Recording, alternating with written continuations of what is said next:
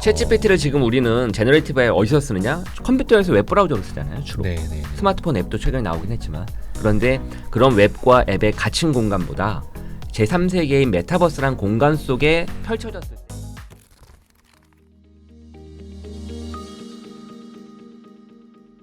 혹시 이제 저는 그런 생각도 하거든요. 저희가 가끔 녹화할 때 옆에 이제 제가 그 갤럭시 폰을 쓰고 있는데 자꾸 빅스비가 대답을 합니다. 예.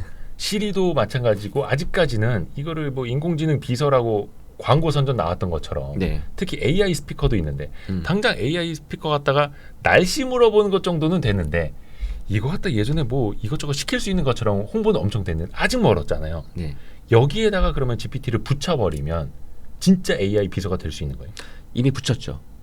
누가요? 예? 스타트업인 조시 AI라고 이미 본인들의 스마트 스피커에 챗GPT를 연동하는 프로타이핑에 실험을 했어요. 그랬더니 이거 괜찮네 꽤. 그래서 본격적으로 그런 서비스를 만들 준비를 하고 있고 예. 그다음에 아마존의 알렉사 예. 알렉사도 이런 기능을 덧붙여서 즉 예. 알렉사도 타이탄이라고 불리는 LLM을 가지고 있거든요. 네. 그래서 본인들의 알렉사를 업그레이드해서 즉 챗GPT와 같은 서비스를 스마트 스피커로 구현하는 고민들을 좀 하고 있죠. 연구를 하고 있고. 진짜 AI 스피커 종류가 거의 각 회사마다 나왔어요. 통신사들도 많죠. 마찬가지고 뭐 삼성도 있고 네, 아마존도 많죠. 있고 정말 많았었는데. 그렇죠. 카카오도 있고 네이버도 있고. 아 맞다. 그렇죠. 뭐 네이버는 막 예쁘게 막 스피커 이렇게 나왔었는데. 전 다 가지고 있습니다. 뭐. 네. 지금 혹시 쓰세요? 그 중에 딱 쓰는 건 구글 어시스턴트.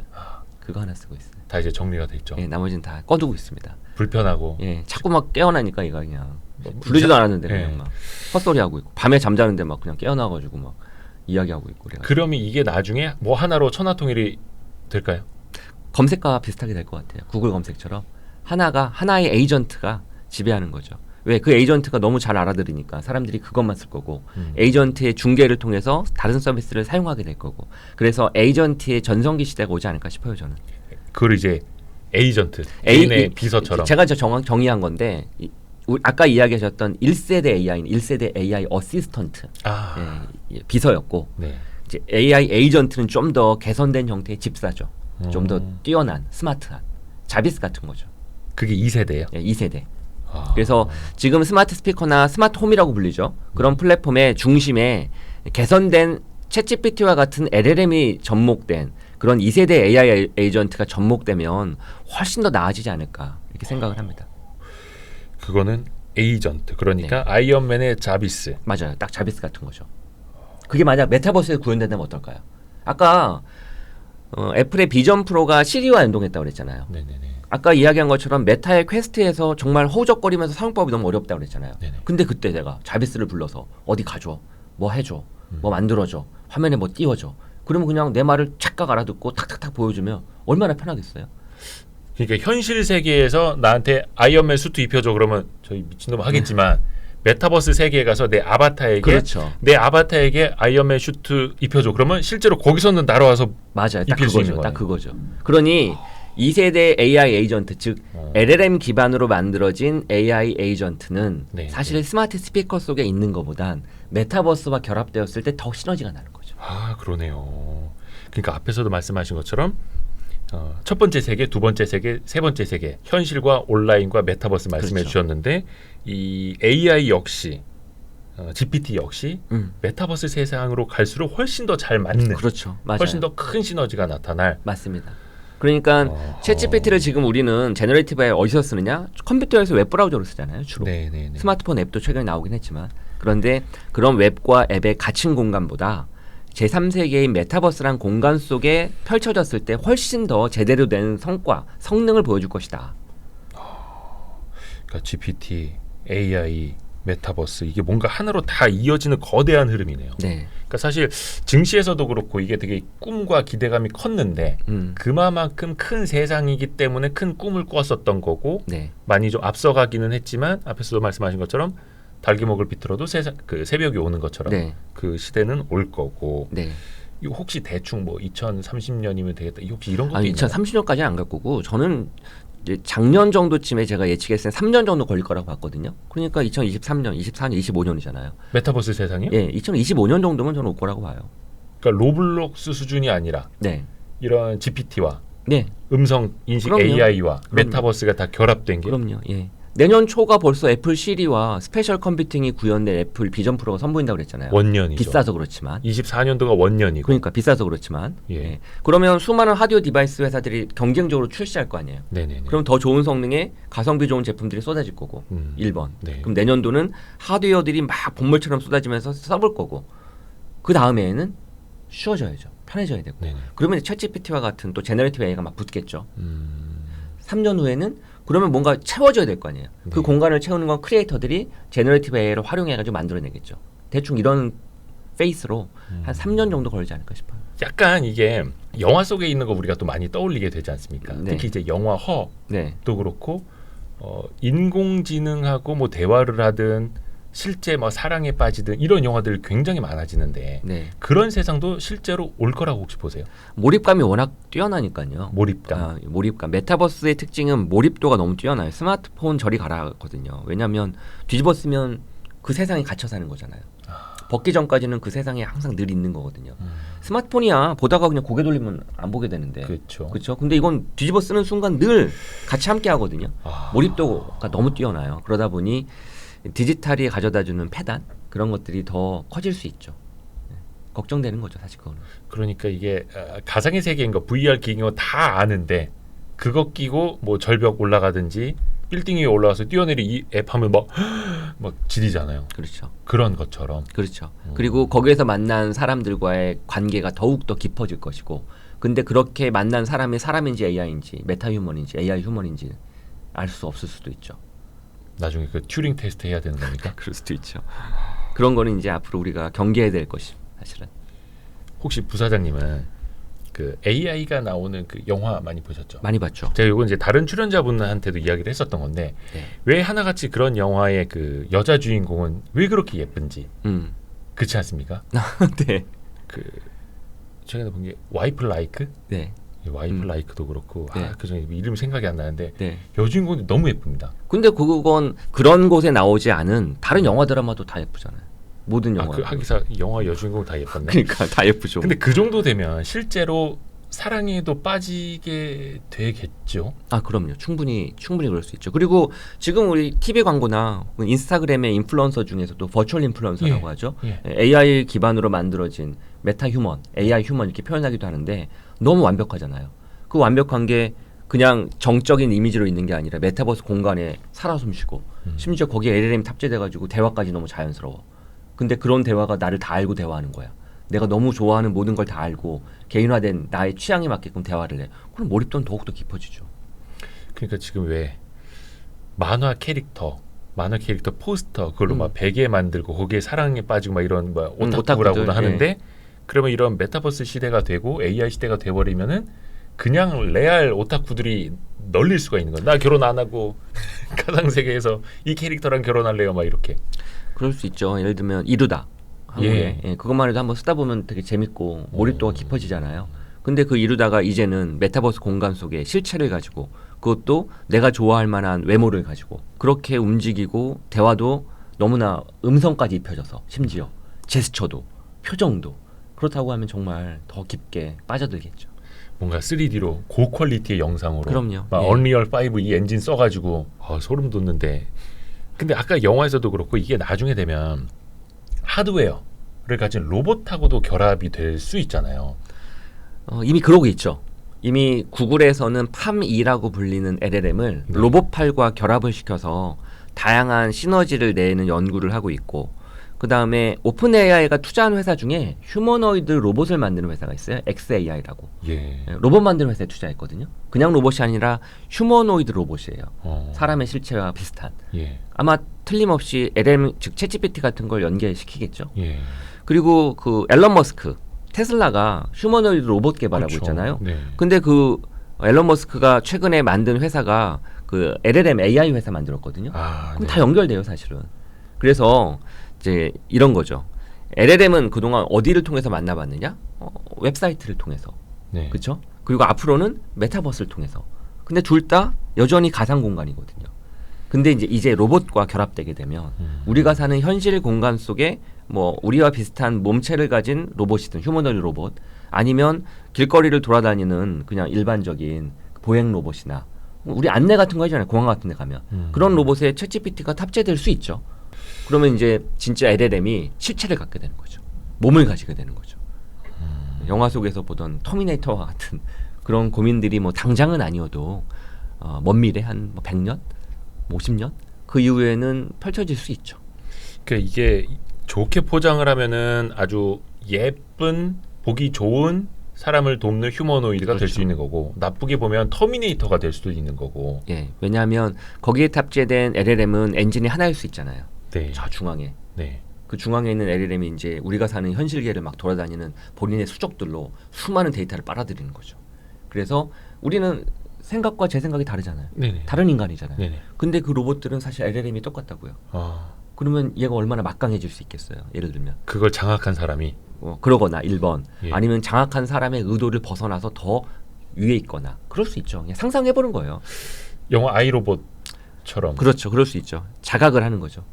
본인이. 이야, 이거 근데 그거를 ASI라고 불러요. Artificial Super Intelligence. 그러니까 지금의 AI는 ANI에 가까워요. Artificial Narrow Intelligence. 네. 좁은 AI. 그다음에 이제 앞으로 많은 전문가들이 한 5년 6년 걸릴 것 같다고 하는데 AGI 사람처럼 이제 뭔가 추론도 좀 하고 사람을 약간 뛰어넘기까지는 아니지만 대충 비슷한 수준의 AGI, Artificial General Intelligence. 그다음이 ASI거든요. 근데 지금 우리가 얘기했던 뭐 로봇의 실체를 가지고 이거는 ASI 시대죠. 근데 아직 뭐 그거는 우리 살아생전에 가능할까? 뭐 이런 얘기도 있고 뭐 아직 전문가들만 좀 약간 생각이 다릅니다. 그렇죠. 당장 GPT 지금 이제 GPT 수준까지는 그러니까 AGI가 아니거든요. 아직 GPT는. 이게 뭐 음성이라든지 AI 그렇죠. 더 많이 확장이 되고 또 휴머노이드하고 결합을 시키고 근데 그거는 어찌 됐든 간에 개발은 하고 있는 거니까 연구하고 속도의 있습니다. 당연히죠. 문제일 수도 있는 거고. 어우, 야, 근데 점점 이렇게 무서워지지. 아까 테슬라 휴머노이드도 이야기 잠깐 하셨는데 네. 일론 머스크가 만든 회사 중에 하나가 뉴럴링크 있지 않습니까? 네. 뇌 속에다 이제 칩을 넣어서 돼지하고 원숭이까지는 한 걸로 알고 있고 네. 이제 사람에 대한 임상 시험도 FDA에서 뇌에다가 무슨 BCI라고 하는 이식 장치를 이식하는 것까지 승인을 받았대요. 뭐 구체적인 일정 아직까지는 안 나온 것 같기는 한데 네. 이 뇌 어디다 꼽는 겁니까? 예를 들어서 뇌도 굉장히 이제 복잡한데 네. 뭐 전두엽에 꽂는 건지 네. 어디에다 꽂는 건지 막 이게 근데 사실은 그 이전에 빌 게이츠가 투자한 회사 호주에 있는 회사인데 네. 그 회사도 유사한 걸 하고 있어요. 예. 그건 시술이 훨씬 더 간단해요. 뇌에 꽂는 게 아니라 예. 혈관에 이식하는 거. 다양한 방식이 있는데 예. 근데 이제 이 기술에 대해서 우리가 이제 이렇게 해석을 해야 돼요. 두 기업 모두 다 취지가 뭐냐? 네. 장애인들, 시각장애인이나 사지마비 장애인들 네. 이런 분들이 활동하는 게 어렵잖아요. 그래서 그런 도구를 활용을 해서 생각하면 그 두 가지예요. 생각하면 자동으로 무엇인가 표현되는 거죠. 내가 타이핑하지 않아도 생각하면 자동으로 타이핑이 되고 내가 어떤 기계를 작동하려고 하지 않아도 생각만 하면 손으로 움직이지 않아도 그냥 작동되는 거죠. 사지마비 장애인들한테 도움이 되는 거죠. 첫 번째. 네. 두 번째. 내 생각이 여기까지 전달이 안 돼서 다리가 안 움직이는데 네. 다리를 움직이게 하는 거죠. 다른 자극을 통해서. 예. 그러니까 그 기술은 엄밀히 말하면 장애인들이 더 편리한 삶을 살기 위해서 도와주는 기술이긴 해요. 네. 다만 그 기술이 이제 우리가 통제 범위를 넘어서서 악용되거나 오용되었을 때 발생할 수 있는 문제를 걱정하긴 해야죠. 사실은 그 문제가 걱정인 거죠. 근데 그것도 가능하다고 혹시 보세요? 충분히 가능하다고 생각합니다. 지금 한 어느 정도까지 와 있는 거예요? 그 그게? 아까 제가 얘기했던 호주의 회사, 예. 그 회사는 임상 실험을 거의 끝내서 예. 실제 한 대여섯 명의 이제 사지마비 장애인들이 진짜 생각만으로 타이핑을 하고 페이스북에 글을 올리고 그런 것까지 완벽하게 실험을 마쳤다고 알고 있거든요. 그래서 그냥 단순 연구 수준이 아니라 실제 임상 실험까지 해서 구현이 되고 있다고 보면 되죠. 다만 이제 변수들 여기는 충분한 통제 범위 하에서 운영되는 건데 이게 실제 시중에 나와가지고 시중에 나와서 그게 활용되는 관점에서 어떠한 변수가 생길지 모르죠. 예를 들어 항상 기술이라고 하는 거 핵폭탄도 좋게 만들었지만 그게 악용되게 되면 위험하잖아요. 네네네. 즉 사지마비 장애인이 아니라 어떤 제 또라이가 네. 진짜 자기가 사지 멀쩡한데도 불구하고 뭔가 빨리 수행하고자 그걸 막 갖다 꽂았어. 예. 그래서 인터넷에 연결하는 거죠. 예. 그래서 자기가 생각하는 모든 것들이 막 글에 막 올라가는 거죠. 네네. 원래 우리도 페이스북에 글 올리면 멀쩡한 저조차도 막 타이핑하는데 시간 걸리고 하잖아요. 예. 근데 만약 이 기술이 완벽하다면 생각만 하면 탁 포스팅이 되는 거잖아요. 따지고 보면. 네네. 그렇잖아요. 트랜센던스처럼 영화. 그렇죠. 예. 더 나아가선 출력을 할 수 있다는 얘기는 거꾸로 입력도 할 수 있다는 얘기잖아요. 입력을 인터넷 정보를 막 입력해. 예를 들어 LLM처럼. 그럼 어떻게 또 이게 악용될 수도 모르죠. 우와, 그런 좋겠다. 고민들을 좀 해봐야죠. 머리에다 이렇게 딱 하나 꽂아가지고 인터넷에 있는 거 다 입력해. 이제 이렇게 기술이라고 하는 건 취지는 참 좋으나 그게 시장에 나와서 변수가 어떻게 생길지 모르고 그리고 이걸 꼭 악용, 오용, 남용하는 사람들이 생기기 마련이거든요. 그렇죠. 그걸 어떻게 통제할 것이냐. 왜? 그로 인해서 발생할 수 있는 후폭풍이 너무 크니까. 그런 그래서 거 고민해야죠. 오픈 AI도 그 샘 알트만 그 창업자부터 해서 AI를 지금부터 규제를 해야 된다. 법안부터 만들어야 된다. 아주 이렇게 하고 비상한 비즈니스맨이죠. 미리 나중에 얻어맞을 거 미리 내가 손들고 때려 맞으면 훨씬 나으니까 먼저 선제적으로 대응한 거죠. 물론 이제 오픈 AI가 어떻게 보면은 그 사기업도 아니고 약간 뭔가 공익을 위해서 처음에 만든 거라면서 그래서 원래 오픈 그랬죠. AI고 근데 샘 알트만이 어떤 분들은 그런 지적을 해요. 후발주자들을 견제하기 위해서 그런 규제들을 만들자고 하는 거다라는 말도 저도 있고. 그렇게 봅니다. 샘 알트만의 발언이나 그동안 해왔던 행보를 보면 철저한 비즈니스맨으로 보여져요. 공익적인 인물은 아니고 그런 측면에서 보면 지금 하는 모든 행동들이나 뭐 나름대로의 거버넌스는 다 비즈니스적인 측면의 목적을 가지고 하는 것 같아요. 뭐 물론 오픈 AI에 지분 별로 없다고는 하는데 그건 나중에 한번 봐야겠네. 또 이제 샘 알트만이 본인의 그 생각을 어딘가에 또 심어놨을 수도 있고 막. 지분이 없어 적어도 어쨌든 있는 거잖아요. 어. 회사 가치가 높아지면 지분이 적어도 가치는 높아지는 건데. 아까 자율주행차 잠깐 이야기하시면서 우리나라에도 자율주행차가 거의 30년 전이었더라고요. 네. 1993년에 자율주행 기술이 고려대 한민홍 예, 전 교수님 TV에서 본 기억이 나요. 맞아요. 근데 이게 왜 많이 이제 인터뷰에서 나온 거 보면 개발이 중단된 게 이제 투자가 중단됐고 그죠 개발비가 많이 이제 투입이 안 되면서 이제 멈췄다라고는 알고 있는데 이것도 사실은 때를 좀 잘 만나야 되는 걸까? 당연하죠. ROI 문제죠. ROI 문제. 그러니까 결국 투입된 비용 대비 그럼요. 리턴. 그때의 기술과 지금의 기술은 완전 다르거든요. 그때 뭐 93년도 네. 그 당시 뭐 인터넷 시대대로 됐겠어요. 따지고 보면 아마 스마트폰이 있었어요. 자동차를 인터넷에 연결해서 클라우드 베이스로 작동하고 수많은 학습 데이터를 클라우드에 모아가지고 테슬라가 그렇게 자가 발전하면서 계속 학습하니까 이렇게 만들어진 거지. 네. 그때처럼 AI 기반이 아니라 다 미리 코딩을 해놓고 다 순서를 정해놓고 장애물 어디 있는지 파악을 해놓고 그렇게 하는 기술 가지고는 ROI가 안 나오죠 절대. 시계를 잘 타야죠. 기술이 얼마나 저렴한 가격으로 가성비 좋게 쓸 수 있느냐 이런 것도 잘 타야 되고.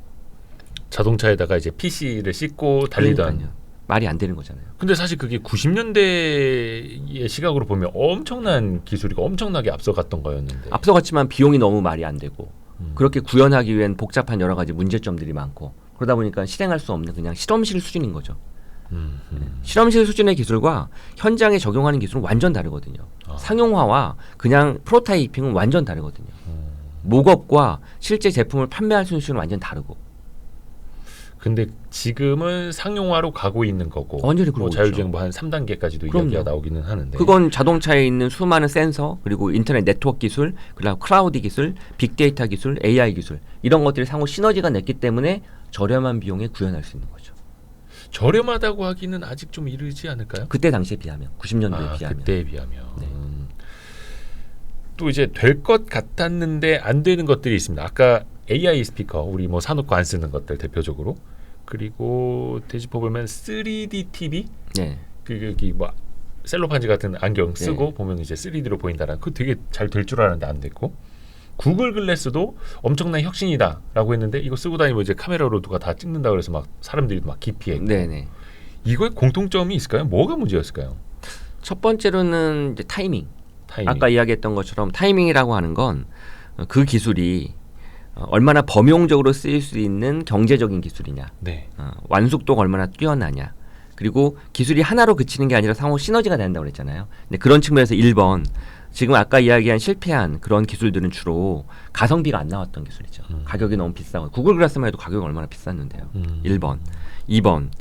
두 번째는 그런 기술을 적용해서 실제 필드에서 즉 사용자들이 쓰려고 하면 컨텐츠가 많아야 돼요. 예를 들어 3D TV 좋아. 그럼 3D 영상이 있어야 될 거 아니에요. 네. 근데 3D 영상을 제작하는데 들어가는 비용이 뭐 장난 아니네.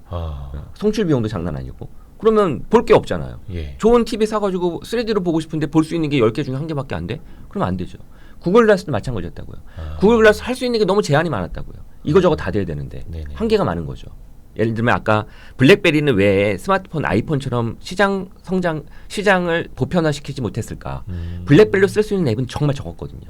20개도 안 됐거든요. 네네. 아이폰은 앱스토어 나오면서 지금 몇 개예요? 셀 수 없죠. 셀 수가 없어요. 네. 그렇게 쓸 수 있는 컨텐츠가 많아야 되는데 앞서 제시했던 것들은 쓸 수 있는 게 너무 제한이 많았죠. 확장성이 떨어졌었죠. 즉 첫 번째 기술의 성숙도 타이밍 문제, 2번 해당 기술을 기반으로 만들 수 있는 서비스 컨텐츠의 양, 질 이런 문제. 어떻게 보면 때를 잘 만나야 된다라고도 이야기를 했습니다만 사실 그런 하드웨어적인 기술도 함께 가고 콘텐츠도 같이 그렇죠. 생태계를 함께 맞아요. 딱 그거죠. 양날개로 가야 되는. 딱 근데 지금 오픈AI 같은 회사들이 그런 걸 잘하고 있는 거죠. 기술도 어느 정도 성숙시켰고 예. 됐죠. 두 번째 생태계도 마련하고 있고. 그러니까 이게 사실 생태계라는 표현을 21세기에는 완전 다른 용어로 이제 쓰게 되는데 네, 이것도 기업들 입장에서는 확실하게 미리 같이 준비하면서 가야 되는 거네요. 그렇죠. 애플의 생태계처럼. 네, 소비자만 중요한 게 아니라 소비자와 함께 만날 수 있는 수많은 이해관계자들을 우리의 파트너로 참여시켜야죠. 그게 생태계죠. 네. 1대1 관계가 아니라 1대 N 관계가 아니라 1대1대1 즉 보다 많은 참여자들이 함께 어우러질 수 있는 그런 플랫폼을 만들어야죠. 근데 사실 이게 아쉬운 게 왜 우리나라 기업들은 이 생태계를 같이 못 만들까? 하드웨어는 정말 잘하는데 혹은 뭐 통신이라든지 서비스는 뭐 싸이월드도 예전에 그랬고 국내에서는 정말 잘하는데 글로벌화는 잘 안 돼요. 물론 이제 언어나 여러 장벽이 있겠습니다만 물론 따지고 보면은 이 생태계까지 다 잘하는 기업은 전 세계에서 그냥 애플이 있는 거고 구글하고 애플하고. 예. 정말 세계에서 몇 안 되는 기업들이긴 한데 우리나라 기업들은 왜 그게 같이 안 될까? 라는 생각도 들거든요. 첫 번째 제조 강국이라 그런 것 같아요. 제조는 포- 어쨌든 딱 포인트가. 소비자 딱 하나만 보기 때문에 그러다 보니 플랫폼 비즈니스를 하기에 한계가 있는 게 첫 번째 사실이고 두 번째로는 한국의 이제 시장 자체가 5천만밖에 안 되잖아요. 그리고 우리 서비스 만들 때 뭐 우선 한국 시장 겨냥하지 뭐 글로벌을 처음부터 겨냥하지는 않잖아요. 한국에서 내수 시장이 성공하면 그걸 글로벌화 하잖아요. 근데 그 과정에서 한국의 문화 표준이 글로벌 표준은 아니거든요. 예, 그러다 보니 한계가에 봉착하는 게 아닌가 싶어요. 즉 싸이월드도 한국에서는 정말 성공한 서비스잖아요. 네. 근데 글로벌화는 실패했잖아요. 네네. 한국의 문화가 글로벌 문화하고 핏이 안 맞았던 거죠. 근데 거꾸로 페이스북은 유튜브는 글로벌 서비스인데 한국에 잘 맞았거든요. 그건 스마트폰과 함께 잘 보급이 됐기 때문에. 그렇죠, 네. 그렇죠. 그런 것들이 서로 잘 맞아야 될 것 같아요. 이야, 맞습니다. 또 이제 기업들 입장에서는 앞에서도 뭐 3D TV나 구글 글래스, AI 스피커 여러 가지 이야기를 했습니다만 개발비라든지 양산, 이 실제 양산이 됐던 것들도 많고 그 비용이 엄청나게 매몰 비용으로 들어가는 거잖아요. 그렇죠. 그러다 네. 보니까 또 중간에 포기하기도 힘들고 그렇죠. 출시는 했는데 망하고. 그렇죠. 그러니까 내수 시장이 한계라고요. 예를 들면 뭐 미국 같은 경우만 해도 중국 같은 경우만 해도 내수 시장이 워낙 크다 보니 예. 매몰 비용이 어쨌든 적잖아요. 그 나라에서만 성공시키면 되니까. 네. 근데 그 나라에서 성공시키면 그걸 표준화시켜가지고 글로벌로 확대하기 좋거든요. 근데 한국은 어쨌든 5천만 원 인구를 대상으로 성공시키는 과정이 너무 규모가 작죠. 그러다 보니 이거를 규모화해서 글로벌 확장하기도 한계가 있고. 그러면 아예 어떤 서비스나 새로운 사업을 시작을 할 때 초반부터 아예. 초반부터 아예 그냥 글로벌 시장을 타겟팅으로 해서 시작을 하면은 될 수도 있을까요? 물론 그래서 예. 웹과 다른 점이 모바일 같은 경우가 다행히도 모바일 생태계는 글로벌이 표준이거든요. 아예 시작 자체가. 웹은 내수시에서 로컬에서 시작해서 글로벌로 확장했는데 거꾸로 모바일은 처음부터 글로벌로 전개하기가 참 편하거든요. 그래서 모바일 쪽 관련된 스타트업 중에는 아예 초반부터 글로벌로 시작하는 회사들이 많아요. 우리 국내 기업들 중에서도. 그런 면에서는 오히려 기회죠. 이제 글로벌을 기반으로 시작하는. 메타버스 딱 그렇거든요. 세 번째 세상 메타버스도 한도 끝도 없이 이어진 제3세계.